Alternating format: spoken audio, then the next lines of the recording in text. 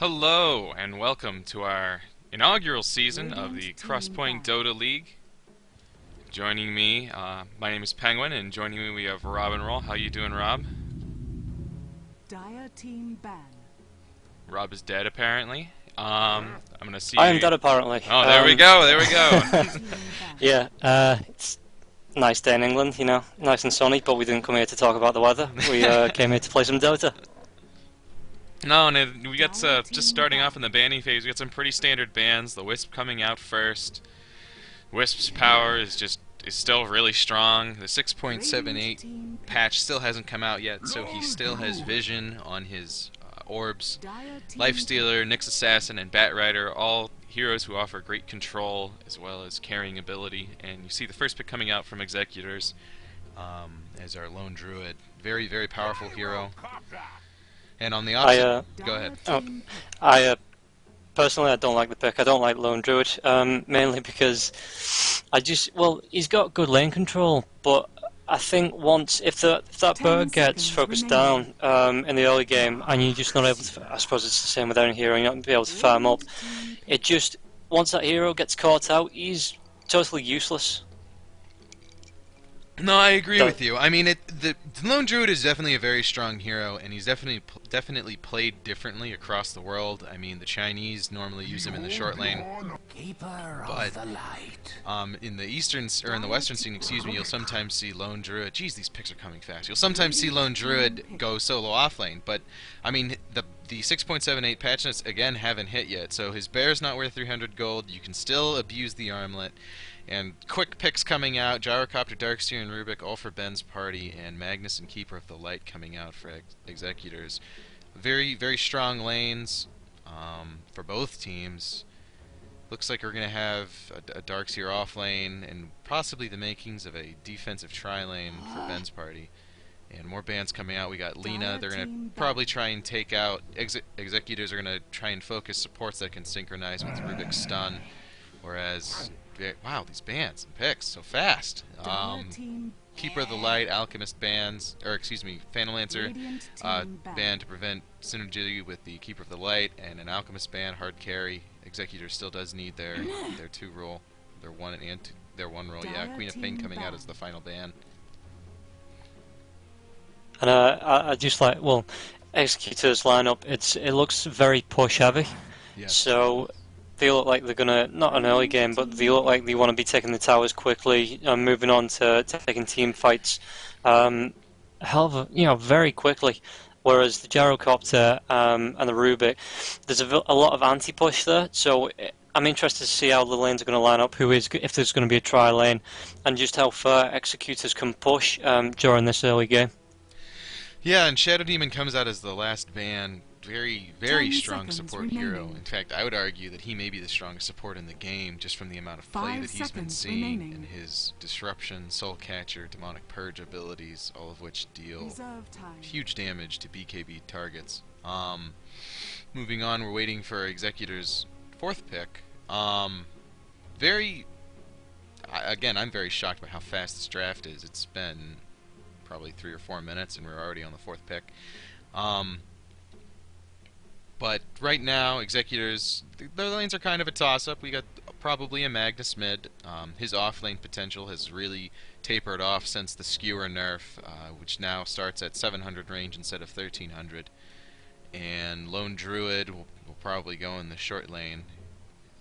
Keeper of the Light may be the makings of an offensive tri-lane, but who knows? We gotta see this 4th pick. We already discussed Ben's party's lanes for a little bit. And they're really eating into their reserve time. 40 seconds left.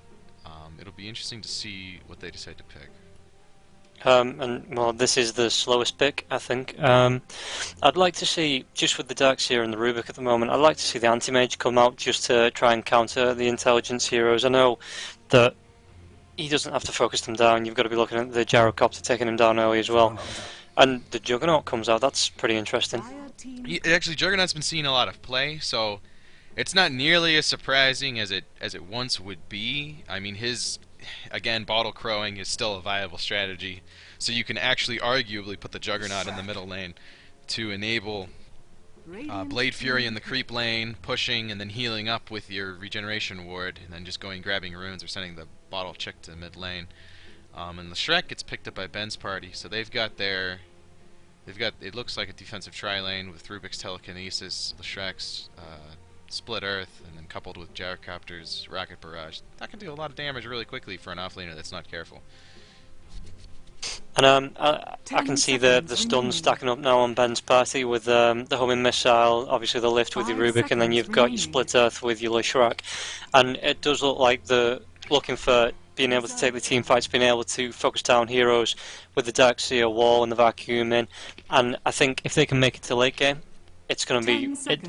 the game's obviously going to be interesting anyway, but to be able to just put that amount of team fight together, it's going to be deadly. Well, I mean, in addition to that, you mentioned their counter push, but they also have very strong push. I mean, Diabolic Edict still does damage to towers, Fade Bolt still bounces through creep waves, and Flat Cannon as well as Ion Shell can demolish creep waves in their own right. So, if Executors isn't careful, they can end up on the receiving end of a hard pushing team. And we see the Visage coming out as their 5th pick. Visage has been seeing a lot of play recently. Actually, it really shocked me. He was the highest picked hero in the East qualifiers, and he actually has a really absurdly high win rate in the last month and a half of Dota. He's something like 20-5 or something of that nature. If you have the micro for his familiars, I mean, they just deal a ton of damage. And people don't expect that, especially whenever the Visage rushes a Medallion of Courage. I mean, it's just a lot of damage. And I like to see heroes like this coming out, being picked up regularly. They've all Tinker as well. But back to the Visage, just something breaking through into the meta, so you're not getting the same picks time after time after time. It actually expands on the meta. And I've not seen a Tinker since... It's been a long time. For a good 3 months, yeah, which is quite a long time. I mean, Tinker has... Especially with this team, I mean, they have the ability to push and counter push. So especially with Tinker now adding the split push dimension to it, I mean, they got to be careful. Executors has to be careful.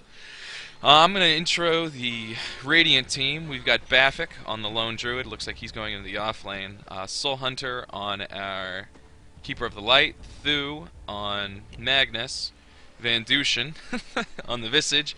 And Bantha, it looks like, on the Juggernaut. So that leaves me with a couple of unpronounceable names. We've got Mike 20 on the Darkseer. We've got El Coco Loco on the Tinker. Luff on the Rubik.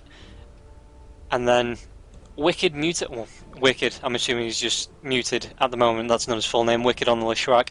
And I'm not sure how you're going to pronounce this, so let's just call him Gyrocopter. Yeah, sounds good.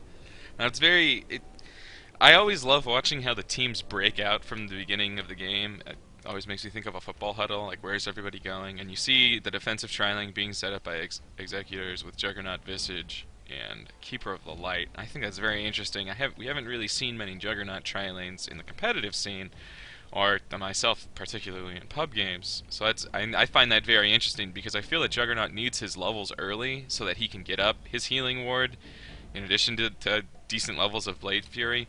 But I mean, I can definitely see the kill potential in it because of Grave Chill combining up with Illuminate and the Blade Fury. You can definitely get some kills there.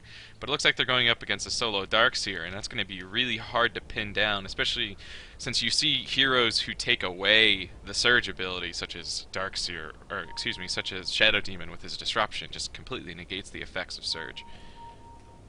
I like to see this Juggernaut on the tri lane because I think with the Keeper of the Light and the constant mana refresh he's going to be getting, that he's just going to be able to put a spin down every time it's on cooldown, and the same with his ward. That he's not going to... The main problem with Juggernaut early on is that once you use that spin, that you've got nothing left. But again, combined with his Keeper of the Light and just being able to constantly stack that mana, I don't see him having a problem just going for a gank on Darkseer if the Darkseer pushes up too far. No, I agree with you.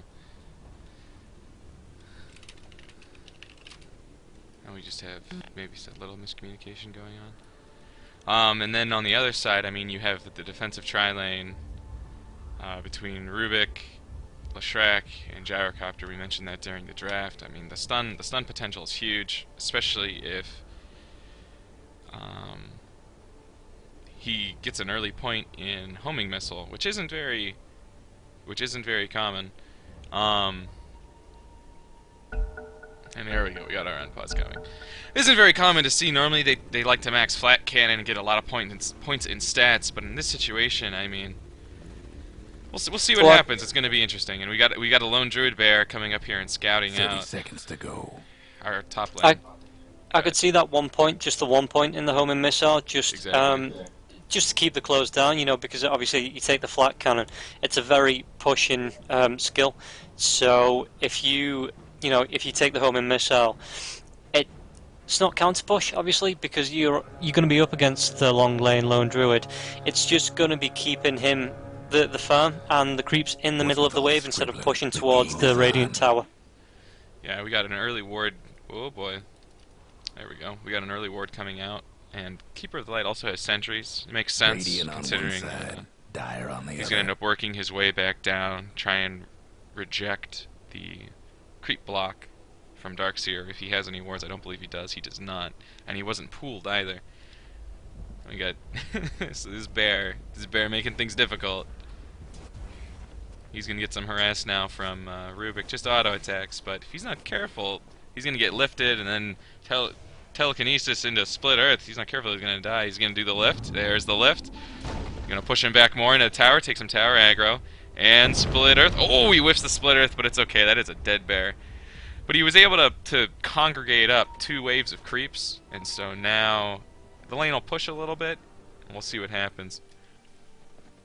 And it's always even to lose the bear at the moment. It is 100 gold, like you were saying in the draft. So to be able to push this farm down, because the lane is going to push towards the Radiant Tower, which means he's going to be able, as long as he stays within range, he's going to be able to get that level 2 very, very quickly, and maybe the level 3, get the level up on the bear, and he's just going to be able to survive that much easier.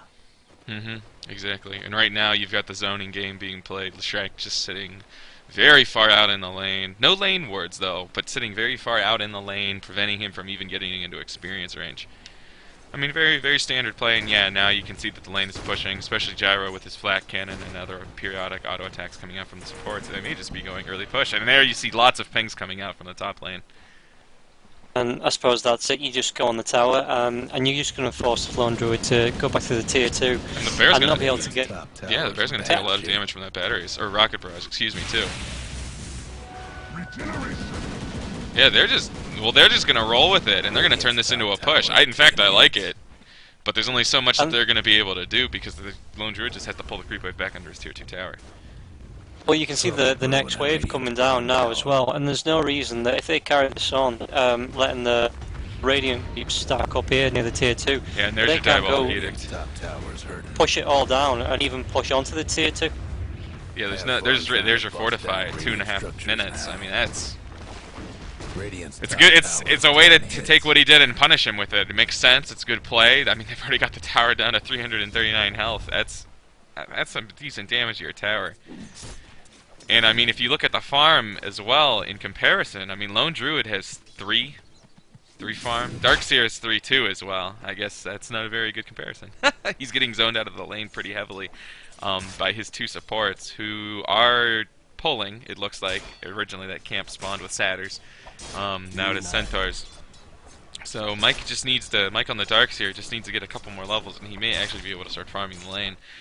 However, when we go to our mid lane, we see that the Tinker is actually doing very well in outlaning well on his way to getting his BOTs and outlaning this Magnus. I mean, he has his bottle already. Both of them have their bottle, and he's doing the 1 in each, and then maxing the march to optimize his push. And there's not a whole lot that Magnus can do about that, primarily being a melee carry or a melee hero. Excuse me.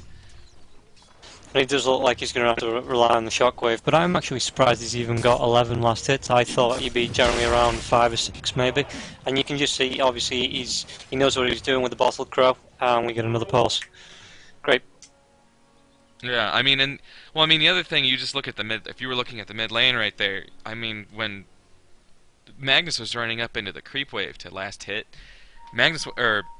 Tinker wasn't even harassing him. So I mean, it makes sense if he's not receiving the constant harass, being forced to constantly bottle and waste his charges instead of being able to regen his mana. So it makes sense. He's been able to get into the heart of the creep wave and really get some last hits, not only with his shockwave but also with his melee attack. And we have we have the dire supports running into some bear slash Magnus illusions. Probably gonna try and take that out. Don't know if they're real. We see both wards. Very common. It's not letting me draw on the map. Anyway, there we go. Apparently they're showing up with the minimap, but they're not showing up on the actual in-game HUD. They got both wards in the top. On top rune, we see Radiant has a ward spot in the lane. They can see if anybody rotates into the bottom, into their short lane, opposing off lane. And otherwise, we don't see another dire ward, which I find very interesting. It's also gonna be very interesting seeing how the new changes affect to wards will affect the game, considering that you can only now buy one set of observer wards. So are you going to end up giving those observer wards to your off lane, or are you going to be giving those to your supports to ward your lane and try and prevent creep pulls, etc.? I wonder how that's going to affect the game. I think they've got to be protecting this off lane. I mean, it's Darkseer needs his levels. He needs to be getting to that level 11, getting 1 point in his wall, depending on what actual soul build he's going for. Because, I mean, I know he's in the off lane, so just getting with the Iron Shell, he's getting as much as he can with that. But he needs to be rotating either onto the Ancients or into the jungle to get some fast farm. Otherwise, he's just going to be ineffective. I mean, now granted he doesn't know that ward is there, but I mean, sometimes it's just a safer assumption to assume that ward is there, and so if he goes into the jungle, I mean, even if it's just to disrupt these pulls, that would do some work for him, especially considering how they have pretty much free reign, and Visage is going to be going for the double pull. I mean, you pull the creep lane, up into your close medium camp, and then you pull it up into the next large camp above it, and that just completely eliminates the entirety of the creep wave. There's not a whole lot you can do with it unless you've warded it, and since they didn't give him the wards or didn't pool him the regen so he could buy the wards, he's at a serious lane disadvantage because of it. I mean, and you're right, Darkseer needs levels. I mean, he still is a very solid hero. That's why he's still been getting picked and banned since Dota 2 was released into beta, and if he doesn't get those levels, I mean, he can flash farm very efficiently, but if he doesn't get those levels, then he's at a severe disadvantage. Especially considering that now most times you have your Darkseer building up your mechanism. I was just about to say, he is the unofficial support. You know, he is in the off lane, so you're looking towards that support role anyway, but he goes for your mech, he goes for your pipe, he maybe goes for your mana boots, if that's, you know, the general direction you want to be heading. So it's not cheap. No, it's not. It's a very good point. It's not cheap. I mean, it's, I think, 600, 800, 900? What is that, 2,300 gold? So it's about 2,300 or so gold to build your mech. He's sitting at... I'll find the button. Net worth, 816, and he still doesn't have boots yet. I mean, he's got his work cut out for him. Granted, it is only 3 minutes and 30 seconds into the game, but still, I mean, it's definitely something to keep in mind that Darkseer is getting shut down very heavily, and that they may need to do something about it, or he may need to do something about it to really step up his farm. And I'd like to see on the dire side, this tier 1 on the Radiant top go down, and then the supports actually start to roam and gank and look to be able to, you know, give something to that Darkseer and not just abandon him on that off left. Oh, we have a rotation coming up top. Keeper the Light's going to start using his Illuminate, but Diabolic Edict is going to be able to take this tower down. It also helps that they have a Catapult minion, and they're going to lose the Bear. I think he's going to whiff on the Split Earth, but it does not matter. Tier 1 tower is going to go down 4 minutes in, and they're going to retreat on that notion. And hopefully, I agree with you. I like your analysis. Another pod's coming out. May have some lag. We will get there eventually, for anyone watching, so just bear with us. It is our first match. Oh, the hotkey bug. That is very frustrating. And we see some See some tempers flaring as we have 3 pauses in the first 5 minutes. I can understand that. I mean, it would be very frustrating. Just want to play the game. And we're gonna see what you commented on. We got the supports claritying up. Maybe seeing a rotation in the middle lane. First counter wards coming out. They're gonna take care of the radiant wards, so they're not gonna have any. Magnus has been pretty much getting every rune, and he's gonna have to make a guess. Hope the RNG Dota gods are with him. And now I'm having some issues. My tried to turn on the second screen, it starts playing up, but enough of that. It does look like and now I'm having speech problems. Great. The dire supports do look like they are going to be hanging around and looking for this gank on the mid. And I think Magnus knows this, and the lone druid does as well. That's why they're both hanging around the towers. That you can't see the supports, you can't see that carry. So instead of overextending, just play it safe. Well, and I mean, it would have been a lot easier had they gone smoke, but now it seems they're just going to rotate all the way bottom, as you said, to try and get this Darkseer some farm, some help at least. And you can see the other ward coming out on their on the bottom rune spot, so they're going to be privy to this rotation. And there's going to big counter because they saw, because of that ward on the rune spawn, they were able to see them rotate, and they were able to see the character stop. And that's where there's been a big argument over the utility of being able to shift Q your actions, and had he shift Q'd up the ward and then kept moving, it would have been a more fluid transaction. In that situation, he just placed the ward and stopped, and the Radiant ward was able to see him, so they were able to come to the conclusion that there's probably a ward in that location, and they were able to sentry it down. And we have, once again, another pause coming out. Trust me, this is as exciting Dota so far for you guys as it is for us.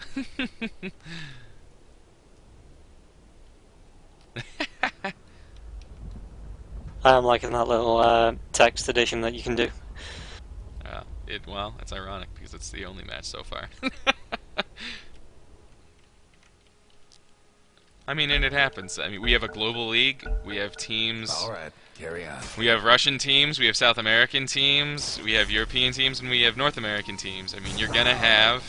It's gonna happen. And right now, we're gonna see try complete rotation going out. Illuminate's gonna hit on the Rubik, dealing some slight damage. And and we're gonna start seeing this Illuminate spam. Gonna deal some damage to Darkseer, and the supports are gonna fall back. And I wonder if... Oh, he's just picking up the room, but the Tinker is coming to the bottom as well. So this Radiant Ward, though, he's just going to spot out any rotations that come through the river. Oh, Tinker's at least well on his way to his Boots of Travel. He's got 1,400 gold. He needs another 6. I mean, and he should be able to get that no problem. The only way I can see Magnus killing him in the near future is if he's willing to burn the reverse polarity on him. But if I'm correct, there's a little bit of a level advantage. There we go. Yeah, level 7 on the Tinker, level 6 on the Magnus. And that's a direct result of Magnus getting every rune. Now granted, he's been able to stay in lane a heck of a lot longer as a result of that, but I mean, one level, it means 3 levels in rockets for Tinker. And since Magnus hasn't been exactly hitting all of his shockwaves, if he's not careful and tries to go on the Tinker, Tinker might be able to man up on him. And this, if this Magnus is going to engage, it's going to take everything he's got, unless he's got completely full mana and he's able to get the Shockwave, the Skewer, and the Reverse Polarity off. I don't see any way that this Tinker's going to go down. I agree with you. And in the bottom lane, we have Darkseer. He's being forced to put a second level into Surge. As a result of all the harass, he almost went down. And I hate having to put that second level into Surge. I feel that it really hurts you as you're trying to level up your vacuum into the mid game. I mean, the vacuum range is very large, and it increases exponentially as you're leveling it up. So being forced to put one additional level into Surge just so you can escape, it's kind of frustrating. Darkseer is probably the most frustrated one, still not getting hardly any CS, 13 compared to Lone Druid, who's been able to pretty much farm under his tower whenever the lane pushes, sitting at 24. And he looks like he's rushing phase boots on his bear right now. I do think this Darkseer, like you say, he needs the points in vacuum, but I think he should take this in Surge if he is being harassed down, because it's more important for him to survive, being able to build up the mech and those support items, than it is for the vacuum, maybe being able to get one or two more CS creeps, but then being ganked. I agree with you, but what do you think? Do you think at this point Darkseer should have just abandoned his lane and gone right into the jungle? Oh yeah, I think you can tell with the amount of gold he's got a stout shield, he's got his soaring up, and he's got his boots. At this point, he should just be rotating into the jungle, maybe coming out on the top or the mid lane looking for a gank. In fact, talking about ganks, we're going to have a smoke gank coming in on the top lane. We have smoked up supports trying to take the Gyrocopter, may take down the bear, actually. No, he's going to get Rabbit off and be able to run away. I'm actually kind of surprised that the supports didn't move in there quicker, but they're going to lurk. They're going to see if they can pick off anything. They're going to ping that top tower, probably try and push it down with the next wave of flak cannon. And if you look on the bottom, the reverse polarity and the spin comes on the Darkseer, taking him down, and the Tinker's going to get away, it looks like. Well, congratulations, I'm Toby1. I missed First Blood. But I mean, they also burned a lot of spells on him. Bottom to get that First Blood. Who received it? Keep Coddle got the First Blood. I mean, they burned a Reverse Polarity, they burned a Blade Fury, they burned a Healing Ward, you got Illuminate. A lot of these heroes don't have mana except for the Visage. And Tinker TP'd out, but now he has his Boots of Travel. So, I mean, it makes sense. There are a bunch of arguments over whether or not you should be willing to waste, and I shouldn't really call it waste, but if you're willing to use ultimates for solo heroes to get kills. I mean, in situations like this, where there hasn't been a lot of action, and honestly, it doesn't look like there's going to be a lot of action, why not use it? I agree. I think, especially early game, before the 15-minute mark, spending an ultimate to take a kill, it's not a big deal as people make it out to be, because you're not looking to be forcing these team fights, you're not looking to be rotating 5-man around the map. So in 100 seconds, less than 2 minutes, that reverse polarity is going to be back up, and I doubt there's going to be a big team fight between now and then. I hope I'm wrong. I hope we do get a lot of action, and maybe just go 5 versus 5 man. But the Juggernaut's got his ultimate as well, so he's stayed with the spin instead of bursting that. So that is still up if there is another team fight coming out. Indeed. And actually, he's got an early Ring of Health. It looks like Juggernaut's probably going to go the Battle Fury route, but actually he is 1954 gold. He's got actually really good farm, 51 for 15. I mean, he's matching the Tinker mid, but he's slightly behind the Gyrocopter top. What is Gyrocopter? It looks like Gyrocopter is rushing an early BKB. Already has his Ring of Aquila and picked up his phase boots. Not a lot of wands yet on heroes. I'm actually kind of surprised. I do like that. Oh. You like the rush? No, you like the rush?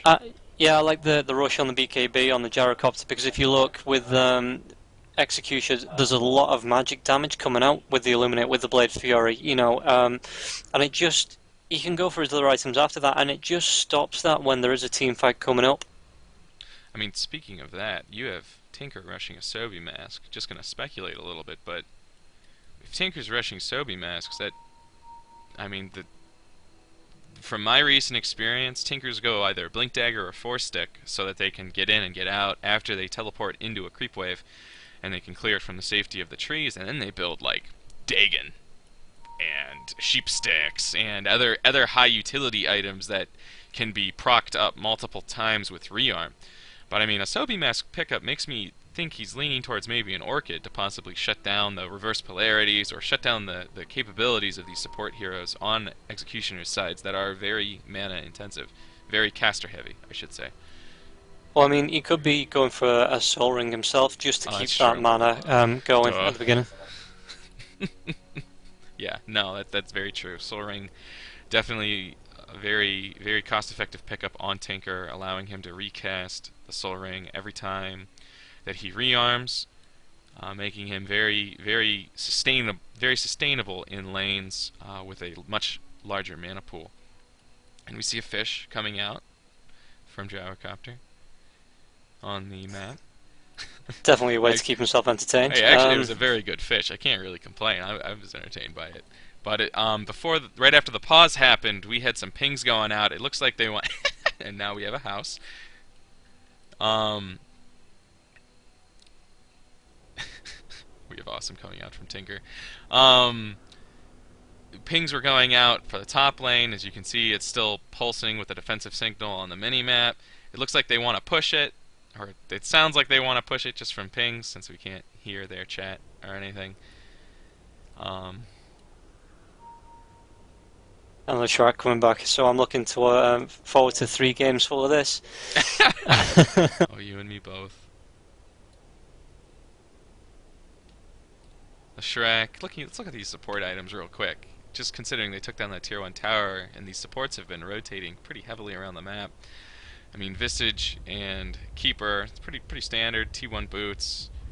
It looks like Visage is going Tranquils with the Ring of Protection pickup, whereas the Leshrac and Rubik, even though they got that early tower, they still don't have. They still don't have a lot of farm, and I mean, it makes sense. These supports haven't really been doing anything while their gyro. I shouldn't say they haven't been doing anything, but they haven't been farming. While their carries, Juggernaut and Gyrocopter respectively, are, I mean, really farming it up. And you've got to remember as well, the Leshrac and the Rubik went for a gank mid, then they went for a gank bottom, and they just couldn't get anything both times. So that is a lot of wasted time, especially for supports who need to be able to keep the gold flowing as much as it can. Even if it isn't taking the creep waves, you know, pushing down the towers. And here you go. I mean, he's stacking this and pulling it, trying to get Gyrocopter back in the farm. I mean, that's really what you have to do as a support. I mean, you pull lanes, you stack lanes, stack your ancients.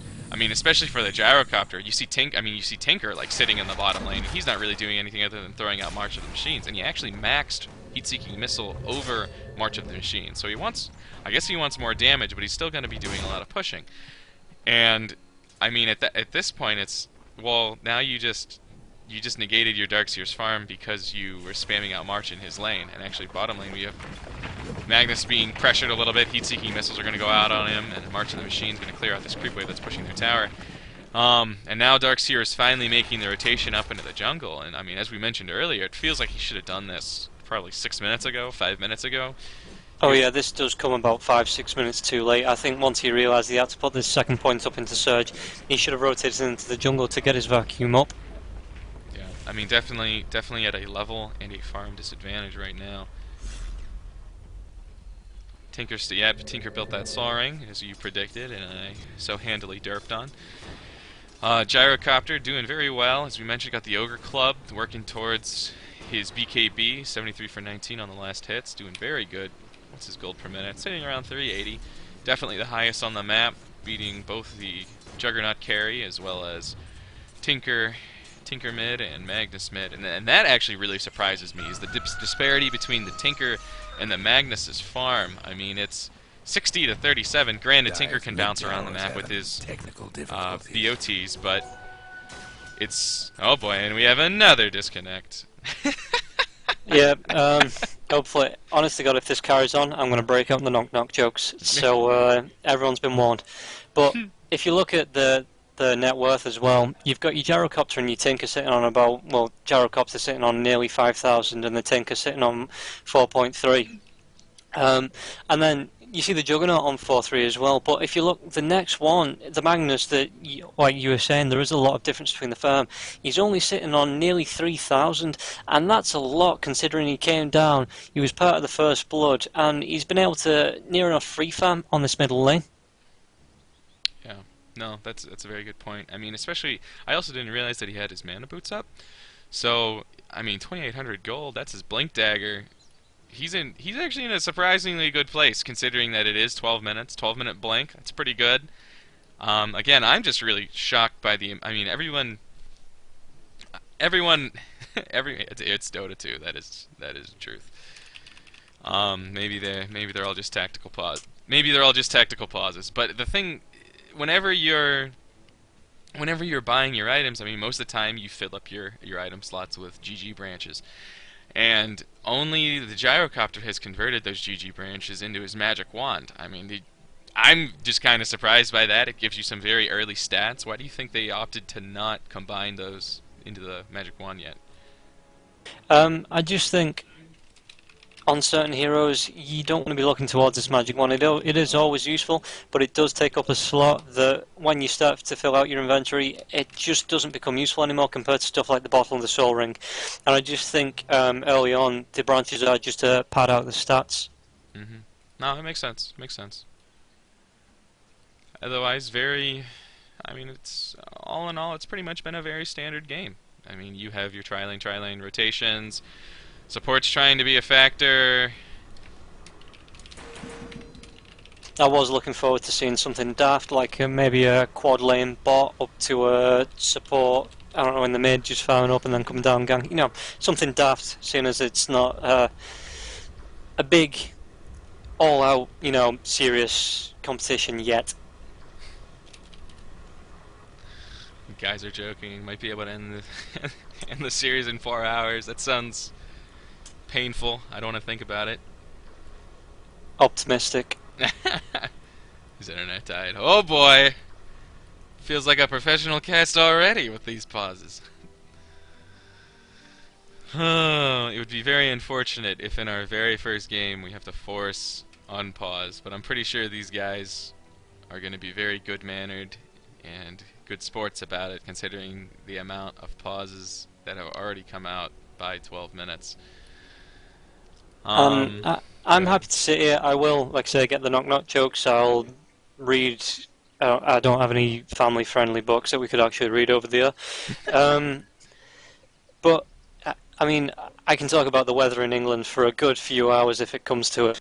Well, how is it? Because in the States it's gotten really cold. I mean, this last week we had like 90 degrees, it was beautiful, and now the temperature's dropped by like 30 degrees, and we're like, what is going on? 90 degrees Fahrenheit, I should say, for all those in Europe. In the north of England, I don't know about Celsius, it's got up to about 20 degrees, which, if you're lucky, it might stay up for a week. You know, usually we get miserable, rainy, you know, normal north of England weather.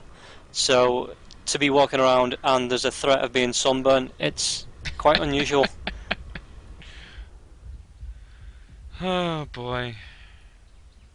Lone Druid has decided to normal build, max synergy, give himself more bonus HP, up the damage of his bear, up the rabid duration for both himself and his bear. I just noticed we have pings coming out to defend the tier 1 bottom tower, which I find pretty interesting, considering that the Darkseer just left that lane, and if they're planning on defending it, they're gonna have to, they're gonna have to spend some money and buy some TP scrolls. In addition to that, you have the Tinker who's pushed up the lane, and this lane ward is already paying for itself. I mean, they may be able to pick off the Tinker with the combination of Grave Chill and Soul Assumption from the Visage, and this may be a time for Juggernaut to use his ultimate, Omni Slash. Yeah, I can see the Omni Slash being used, and I can see this Tinker just near enough going down straight away. Just going back to the Burr, if you do look at the Spirit Burr, it does have a Glove of Haste after the boots are finished, so it makes me think that the Executors, I think he was going for that, you know, that Hand of Midas, but I think he's going to have to change it round now, go straight for that armlet. Yeah, well, I mean, and that's really where it gets sticky, because everyone says, oh, the Hand of Midas is a good item before 9 minutes. Well, is there any way to make it viable after 9 minutes? I mean, the game would probably have to drag on, and it's a good source. The key is that it's a good source of experience, and that's the thing that most people forget. I mean, Lone Druid needs levels so he can get synergy up, he can get more bear HP, he can level up his ultimate and give himself more HP. I mean, he needs the levels too, and sticking him in the off lane is not an easy way to do that. And so going a Midas is a viable alternative if you can get the farm for it. Yeah, I do think that, I mean, people say before 9 minutes is the optimal time for a Hand of Midas, but I do think it's anywhere between 15 minutes. It pays for itself, especially if you carry it on for 30, 35 minutes until, yeah, especially with a Lone Druid as well, where he has 12 item slots. It really does pay for itself until, and even the 1900 gold you get back when you sell it at the end, I can't think of the word. Great caster's vocabulary is completely gone. I think it's really easy to keep hold of, if you know what I mean, on a lone druid with the 12 slots, and you can just keep getting that 190 gold, the bonus XP, and just for the 40 minutes. Investment was the word I was looking for. It's an Yeah. investment in the match. Yeah, no, exactly, and I agree with you completely. I mean,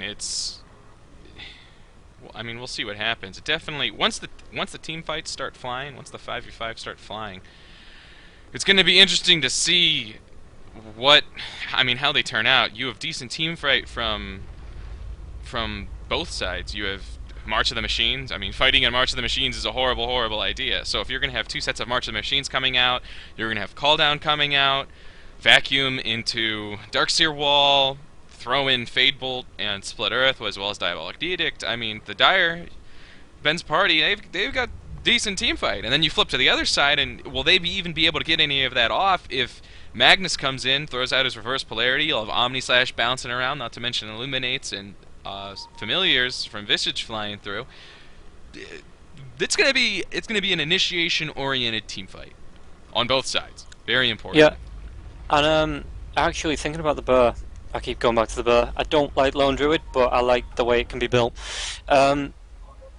If it's going to be, we're going to be looking for that engagement, I don't see any reason why not. Why you can't build a BKB on the Burr to get it in, to get that initiation, and then you can have the Magnus with the Blink Dagger coming in, rounding up the rest of the team, and you could use the Burr as good bait and still be able to get it out alive, after the fight started. No, exactly. I mean, it's... if I remember correctly, it was Admiral Bulldog who decided to pull out the untested strat of BKB on your bear in the G League finals, and it worked amazingly. You can't... the the bear just deals massive damage with Demolish to towers and buildings. It's 40% bonus damage. He deals a lot of damage to towers, and how are you supposed to bring him down, especially whenever you're...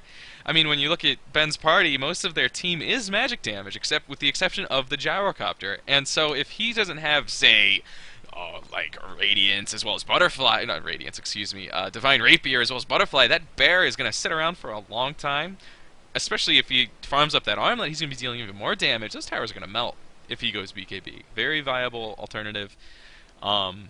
Very easy way to take down towers in the super late game. And no, you're right. There's a lot of versatility with Lone Druids, Bear. I mean, the Chinese love him, like love him.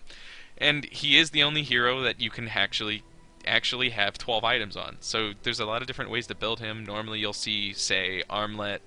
Well, now you'll see Armlet into Mjolnir, and with the changes to him, you may start going back to the Radiance build. It'll be interesting to see how the game shifts. Yeah, exactly. And I mean, there is a lot of lockdown on Ben's party, so getting that BKB on the Burr and hiding the Lone Druid, maybe outside, so he can get a TP out if the team starts hunting him. It does mean that the towers are going to fall fast. So the only way to prevent that, really, is to keep this Gyrocopter on the lane, to be shutting him down, maybe to move the Gyrocopter off of the ganks, but he needs to be straight back. Well, I guess my question is, at what point do you stop farming, say, this Gyro or this Jug, and you decide, all right, let's go. It's go time. Me, honestly, never. You never stop farming. You can never have enough farm. Excuse me, farm. But I think it all depends on what the other team does. If Ben's party start to push down this top lane, then this the Juggernaut needs to stop. He needs to be going up there. He needs to be taking team fights, and it really needs to be able to shut down Ben's party. And it's the same with Gyrocopter. If Executors start to push up, and they start to push up the bot, or they start to push up through the mid, then this Gyrocopter needs to be rotating, and he needs to be shutting that down, and basically crushing the idea of the other team pushing up the lanes. Exactly. No, it's true. My casual prediction is that now that Lone Druid has come back in, the Shrek will quickly DC. And we're just waiting on the unpause. Come on, guys. Oh, here we go. We got a game again. All right, carry on. And there's your pings coming out on the Tinker. And And he's going to immediately TP out. Is he going to use the Omni Slash to cancel the TP? Yes, he is. He gets it off. And Tinker, and they're going to take him out. Now So that's 2 kills for the Execution. You know, they're already steamrolling in my books. Yeah, the gold graph shows about 1,000 gold advantage. And I mean, I think it was more interesting that Tinker decided to run the way that he did, considering that he still had a couple creeps up.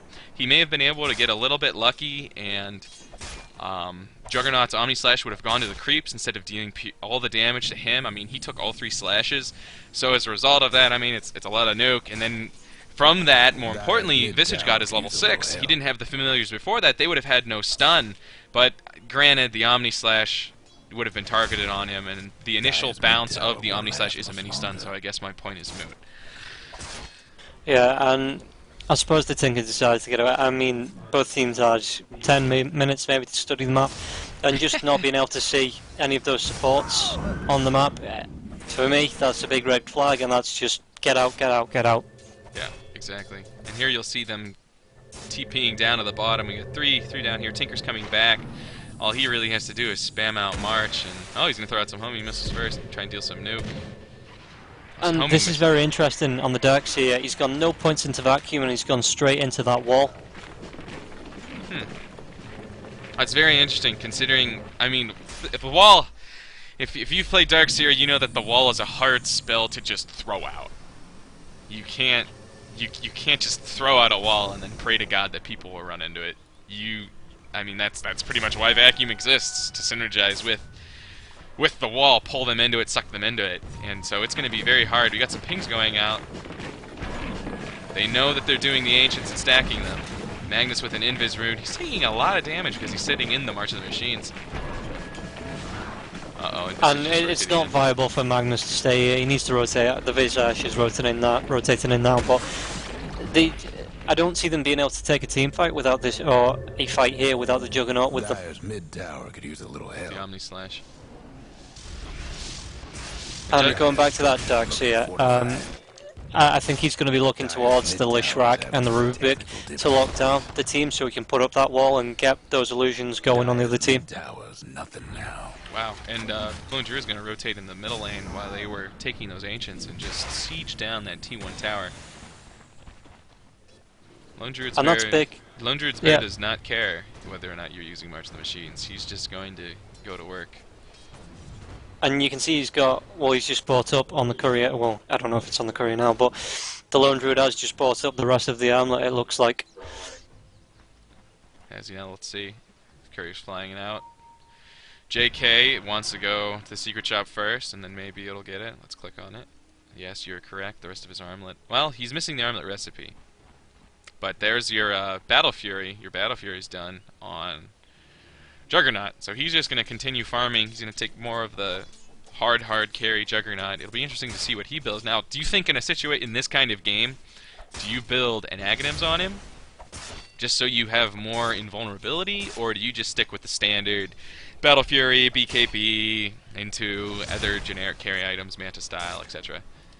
See, on the Juggernaut now, particularly in this match, I'd build into a Diffusal Blade after the Battle Fury. Just because of the magics, all the magic heroes on Ben's party, and maybe then into an Aghanim Scepter, depending on how fast he can get his farm up. That's an interesting choice, and you know what? I agree with it, especially because if they catch these supports out, or they catch the Tinker out, we don't know what he's building. He's saving up 1,800 gold, might be going for that Blink Dagger. I mean, catch a Tinker out like that, it doesn't matter if you have BOTs, you can't move. Diffusal's Purge ability, I think it drops their movement speed down to 20%? Does that sound correct? Check Roughly. So, yeah, I mean, it completely negates your ability to run away. Not only his ability to run away, but if this Tinker does go for a sheep stick, and with just being so mana dependent, like say, if you can't get the TP out, but also with the Diffusal Blade, it's just going to knock your mana straight down, so he's not going to be able to cast anything at all. Oh, we got some action going on this Magnus. Oh, Scale Entangle's coming out. He's going to use his Skewer. Call down is wasted. Oh, but Tinker comes in and cleans it up with Homing Missile and a Rocket. You can keep your magic. I've got laser beams. And Gyrocopter does finish up his BKB now, so 17 minutes in, and the Tinker getting his Blink Dagger. Yeah. So now he has the ability to, I mean, basically what Tinkers will do, except with the exception of the mid lane because there are no trees, they basically blink in, or they TP in, excuse me, Armlet is finished up on the bear, they TP in and then they blink into trees or areas that you can't be attacked in. And that way they're able to spam out all of their spells and not have to worry about it. And there we go. I do think the blink is more an offensive item. I know Toby has been having this discussion. I do think it's more of an offensive item because it allows the chase, whereas with the Force Staff you're going to be pushing the heroes around, not just on your team but on the enemy team, trying to keep them away from in-team fights from the enemy heroes, whereas with the Blink Dagger you're going to be looking towards your initiations. No, it's very true. I mean, and the other thing is that by assuming that the Tinker goes a Sheepstick, I mean, that gives you huge initiation potential. Oh, you see their Juggernaut free farming this bottom lane. Well, Tinker TP's back to his tower, he TP's to his minions, blinks in and checks them. I mean, I don't care how good your reactions are, I doubt you have the reaction time to be able to negate that with a BKB or some other escape mechanism, unless he's amazing with his spin. I mean, it's hard to do, and right now we have some pings going out. They know they got the ancient stacks, they knew that they were stacking them, and so now they're searching around for the ward. Unfortunately, the sentry can't see it, but it can see that observer ward. And now what? Ooh, we may have some. Just see rockets going out. What's your opinion on using observer wards versus sentry wards? Because most of the time, like in the early game, for example, you'll see. Oh, Magnus smartly killed the creep that Tinker was teleporting to. Oftentimes in the early game, you'll see teams use sentry wards as opposed to observer wards to block creep camps. And I mean, I think it all depends on what you actually want to be doing. Obviously, if you're using the sentry wards, you're going to be seeing anything the other team posts as well, just to be able to see your ward. So if you can get that in the right area where you can only just miss your ward, then I think sentry wards are better. But obviously as well, you've got the price difference where, depending on how your team's going to build, the observer wards might be better and more cost effective when blocking creep camps. I just got really confused because a bear just went down in the bottom lane. Rubik had stolen Spirit Bear from Lone Druid. And I was like, why are there two bears? Also, why is this bear attacking? And we have another pause coming out. Uh-oh. What could it be? Well, we're not seeing anyone disconnect yet, so maybe tactical pause. Fingers crossed. But if you look at the Darks here, he finished his mech, and he turned that around pretty quickly. I mean, granted, he was sitting in the jungle. His farm's sitting at about 64 now, but, I mean, Uh-oh. Okay, we're good. Oh, okay, I got really confused because I scrolled down a little bit, and Juggernaut just leveled up, and so I have the halo of light that just, like, blocked out half of my screen, and so it looked like the game froze on me. I got really worried. But Darkseer managed to pick up his mechanism for the team. It doesn't look like Caudle is anywhere close to it, only having his buckler. He's still about 1,700 gold away. But Caudle's been doing a good job. You see his counter ward coming out, taking out the sentry. I don't know if that sentry ward can see the observer ward. I know it can't. Excuse me. I know it can't see it on the high ground, but I'm just talking in general. If it has the reveal sight on it. But Caudle's been farming the jungle pretty effectively. I mean, he's been doing single camps at a time, really depending on where you sit. You can hit 2 camps, for example, if you're sitting in the small camp, you can hit the big camp, All right, carry on. southeast of it, or southwest of it, excuse me. And if you don't get mud golems, everybody loves mud golems. You can definitely take out the 2 camps that are adjacent to each other in the Radiant jungle. And the Darkseer just falls down to the Omni Slash from the Juggernaut again as well on this bottom lane. So he did turn it around, but he does need to be more careful when he's looking for his farm. Well, I mean, it looked like he also had familiar assistance in there. I mean, if those familiars come in through the side over the trees, it's pretty hard to counter unless you got quick fingers for your surge. And he does have 2 seconds in it, so the surge does last a little bit longer. But I mean, the Omni Slash was able to come out before the creep wave was there, and now you're going to see a little bit of a push coming out. Except that we have 4 heroes down here on the bottom lane. Darkseer coming back in as well. And those familiars have come out on the Rubik as well, so that's something to bear in mind. It's another 2 stuns for Ben's party. I'm actually kind of confused here because he summoned the familiars, but Rubik only has 1 familiar. Did they take one out? I think one just went down to the Juggernaut. Okay. And so now we see that these sentries are Or does he know? Uh-oh, we're going to get a lift. Where's he going to put him? He's going to put him into the... Oh, he thought some miscommunication. Split Earth was going to miss. That would have definitely been a dead Keeper of the Light had that Split Earth hit. What level is this Split Earth? Decent level, level 2. Okay, yeah. Coupled with Diabolic Edict would have definitely been a dead Caudal. But they know. Pings are coming out. Pings are coming out. They know that there are sentries in this area. So it does seem that this sentry sees those wards. And this Darkseer is just... He's pushing up too far for me. I'm not trying to tell him how to play, but... Oh, with the Tinker TPing in now, that's better. But he shouldn't be going really past the river. If there's a firm Juggernaut, there's a Visage, and there's a Keeper of the Light that he can't see, it's just too risky for me. No, I agree with you. I mean, and you've seen how they were able to pick off Tinker first, and they were able to pick off Darkseer twice. I mean, it's... You're overextending and getting caught out of position. And these supports, Visage and Keeper of the Light, they haven't left the bottom lane, so you know they're probably around, considering you have the ward vision. Keeper of the Light's going to try and do some counter warding, maybe. Regen Rune's going to spawn bottom. They're definitely going to catch it out. Quick look at the other heroes, though. Gyrocopter, just AFK farming machine. He has his Yasha up. Net worth 9,700. In the meantime, Blink Dagger was also picked up on Magnus, so we see them catching. We see the supports catching out. What did he steal? Rabid. And uh-oh, we got Skill Entangles coming out. Lift, and Split Earth coming out on the bear. He's going to give Trace. He might be able to if he gets Skill Entangles. Skill Entangles, and that is a dead Leshrac. It's very unfortunate. But right now they know. They know the Tinker's up there. Okay, and he's going to TP out for safety. Radiant's top He's straight out. I do think it's time now for the Gyrocopter to rotate down to maybe the bottom and maybe put the Darkseer long lane on the top just to get some more farm, and then stick the tri-lane or the rotating supports on the bottom so we can push down, try and get this Radiant Tower that's nearly dead. Well, Juggernaut did it. He built an Aghanims. So, And that's really quick, 23 minutes into the game yeah. of Battle Fury and an Aghanims. I mean, we might have to have some Space Jam theme songs going on here, but he's going to be all over the place. Oh, we got a blink coming in. Silence. Ulti. Oh my goodness. Aghanims would have been able to kill the Tinker off completely, except the Darkseer ran in. They're going to take out the healing ward. They're not. Oh, we got a reverse polarity coming out. Going to catch the Tinker. Skewered back, and that is one dead Tinker. That was I understand what they were doing. They were trying to bait him out. But I don't think they realized that the Aghanims was up. They were not expecting that many jumps, and Tinker almost died for it initially to begin with.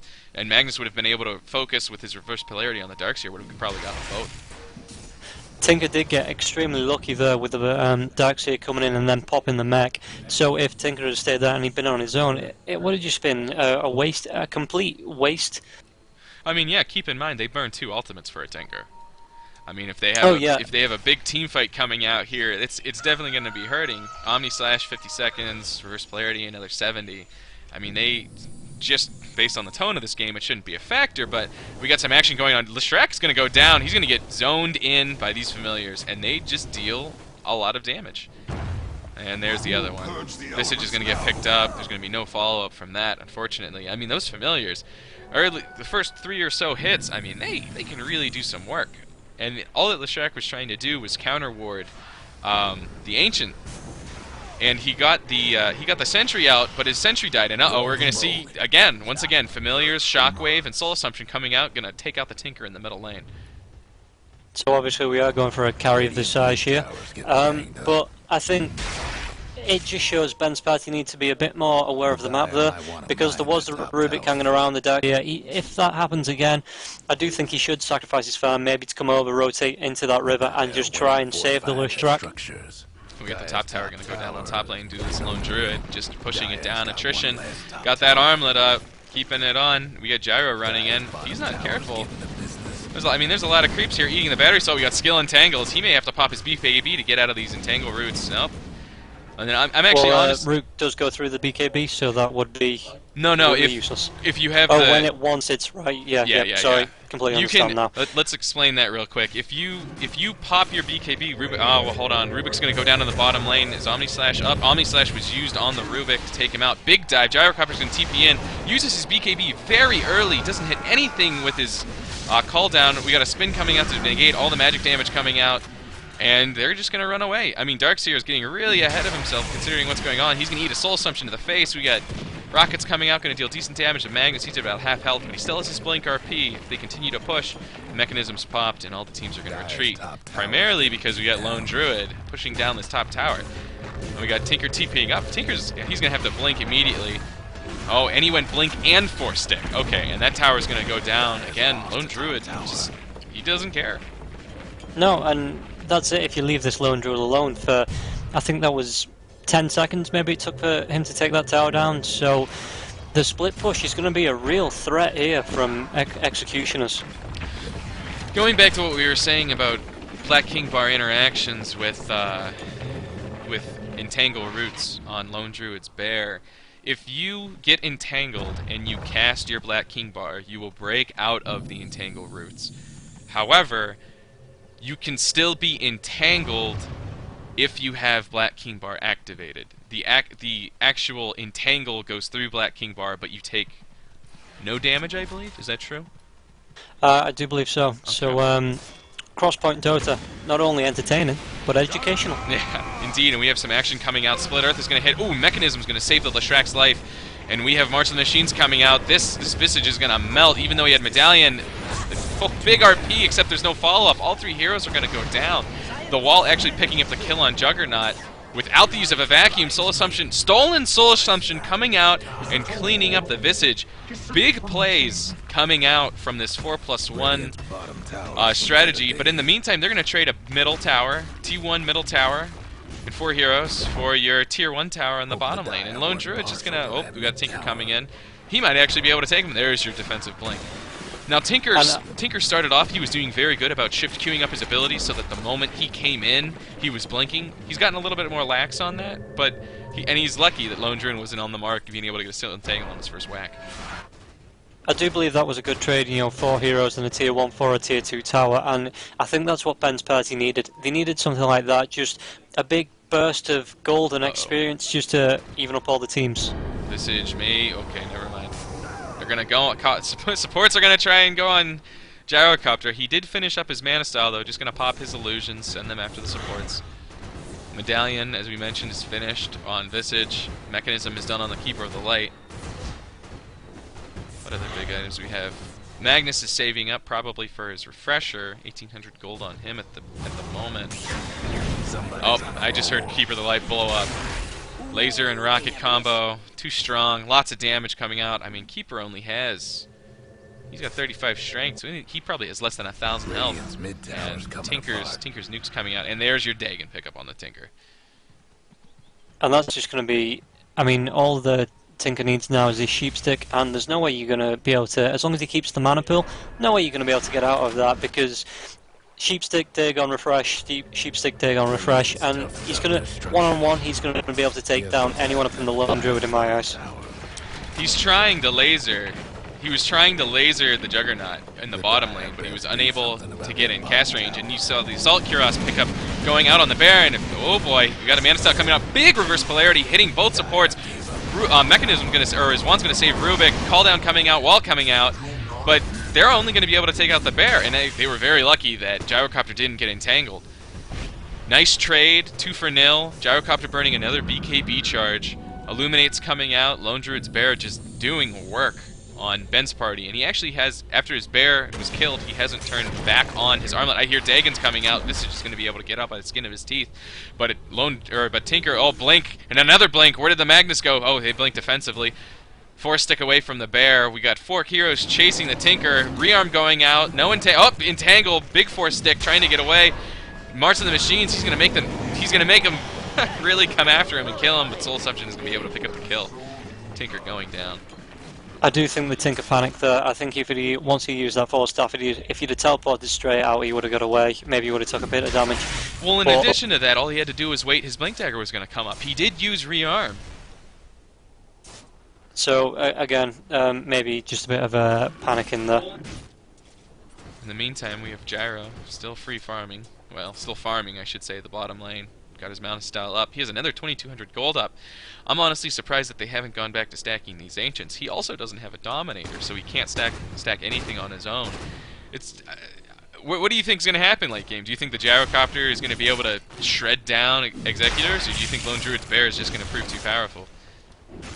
Honestly, I think if they lock down that burr initially and they get down any burst damage down, then they're going to have nothing left for the team fight. So I think what they're going to have to look at is the flat cannon coming out from the gyrocopter and just being able to damage everyone.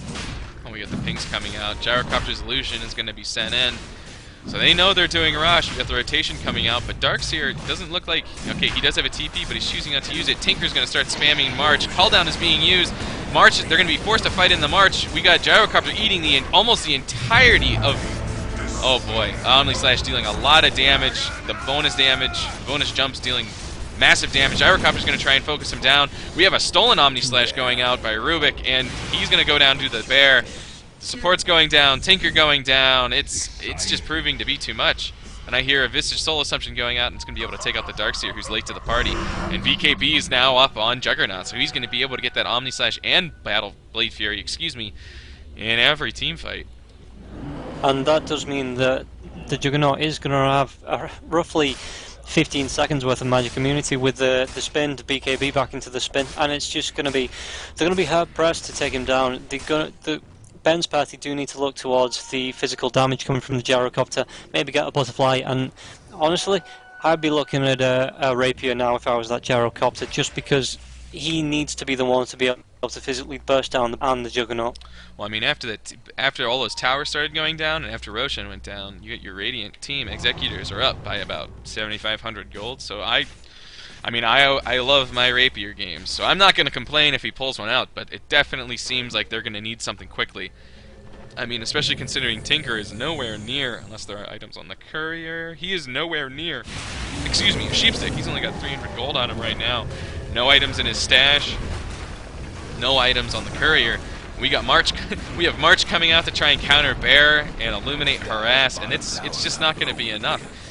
And this is where I feel like the game kind of gets out of hand, because you have Magnetar being able to apply Empower onto the Juggernaut, boosting his damage by, I think it's 50% or something? Yeah, base damage by 50%, and giving him the Cleave, and Juggernaut has the Aegis. So, I mean, the next team fight, no matter what, you're seeing some big jumps with an Omni Slash. I think it's 12 jumps? Yeah, Scepter jumps, has got 12.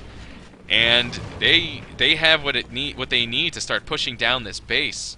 And I don't think Ben's party can count us. We got a BKB very aggressive. He doesn't want to jump just on a Rubik, but he's gonna waste it. He's gonna kill off the Rubik, take out part of the creep wave, and I mean that was big. The ability to spell steal, possibly the reverse polarity, is gone.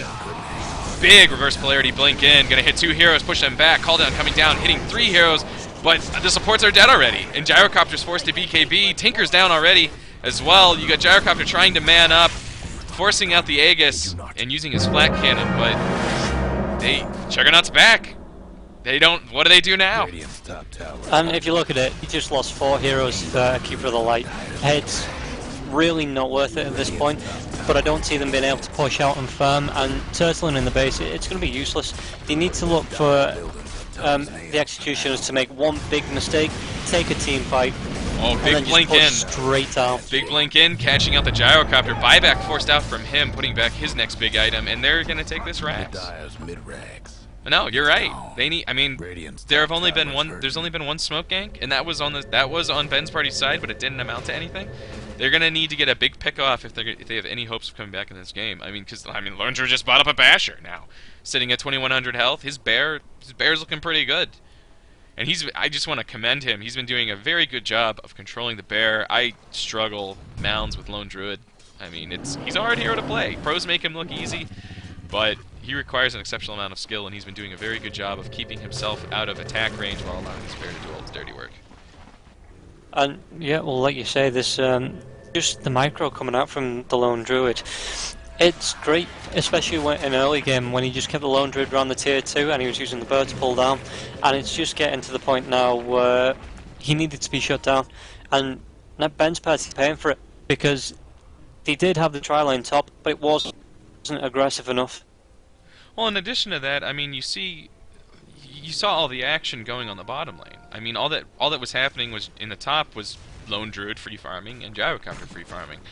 And I mean, if you guys follow competitive Dota at all, I mean, you've seen what the Chinese are capable of with Lone Druid. He just farms and farms and farms, and then Oh, you had exterior towers. Oh, you had racks. His siege ability and his overall damage output just goes through the roof. And if you can't find the lone druid to deal with him, based on how well the lone druid is playing, I mean, you can't do much about it. And now they're going to siege up the bottom lane. Lone Druid's Bear going in, just doing work. Something is stolen. I believe it was... Oh, he stole Blinding Light. So that's actually going to help them a good bit. Blinding Light gives 80% blind, so whenever the bear does run in to try and take down the tower, it's not going to be able to do nearly anything for 3 seconds. Very good steal by Rubik. There's the Blinding Light going out. Juggernaut's not going to care. He's going to run in BKB. Blinding Light's going to wear off on the bear, and they're going to work. Juggernaut's going to use his Omni Slash on Gyrocopter Illusions. We're going to have a team fight coming out. We got March of the Machines going out, Illuminate throwing out, Soul Assumptions call down. Walls coming out, hitting 4 heroes. But, I mean, you're going to trade a Darkseer right now for the Visage. And we have a stolen Omni Slash, I believe, coming out from the Rubik, but he's going to go down as well. And you trade your Initiation. Magnus is going to buy back, come out, and GG is called by Mike. Someone's having technical difficulties. This was a great match, good first match, you know, plenty of kills. Okay, they weren't all where they needed to be. Ben's party did need to take a few more ganks, but this was, for an opening match, you know, it wasn't one of those... It wasn't a one-sided affair. And both teams, you know, they came out, they tried to fight, and I thought it was extremely interesting, lots of talking points, and I'm looking forward to seeing the next 2 matches come up. I mean, it'll also be interesting to see what they do. If you remember, Executors picked Lone Druid first. I mean, are they going to repeat, or are they going to target ban the Lone Druid? He was definitely their undoing in this game. Exactly, and I think that's something that the teams, the first couple of weeks, it's going to be hard, because they're not going to be able to know what the strengths of each team is, what the weaknesses of each team is, so the bans are going to be very standard, and the meta's only going to maybe come into form maybe in the 3rd week, maybe in the 4th week, and that's when we're really going to see the bans and the picks being specialised to each team. Exactly. Alright, signing off from Game 1. We'll return shortly with Game 2.